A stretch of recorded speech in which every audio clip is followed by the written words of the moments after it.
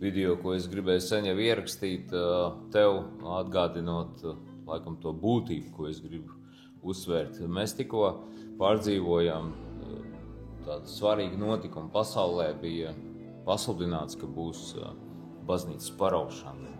To bija teicis kāds pravietis. Bet nekur Bībelē tas nav rakstīts, un mēs to nevaram atrast. Jā? Tās ir pievilktās aiz matiem, kā tautā saka, raksturvietas.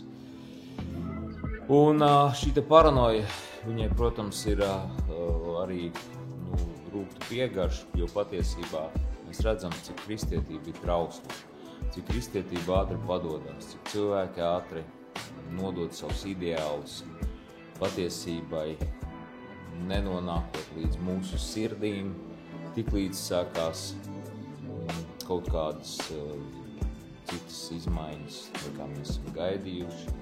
Un, protams, ka vieglāk mums ir sludināt gan reliģiju, gan likumu, gan visādas mistiskas lietas, kurām faktiski nav praktiski pielietojumi.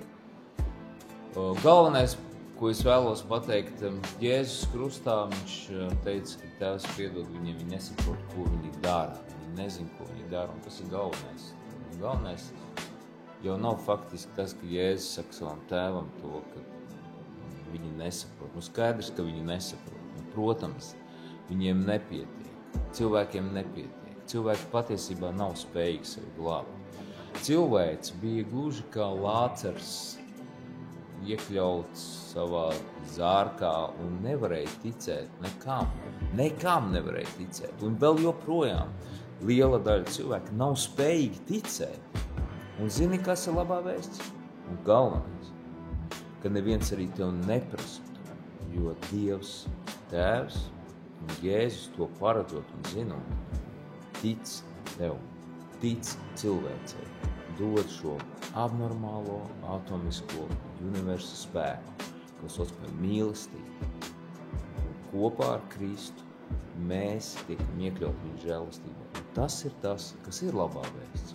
Nevis tas, kad Jēzus saka, viņi nezin, ko viņi dara. Tā ir faktoloģija. Jā, mēs nezinām, ko mēs darām. Jā, mēs nezinām, kā mīlēt. Jā, mēs nemākam. Bet Dievs māk. Dievs zina. Viņš tic.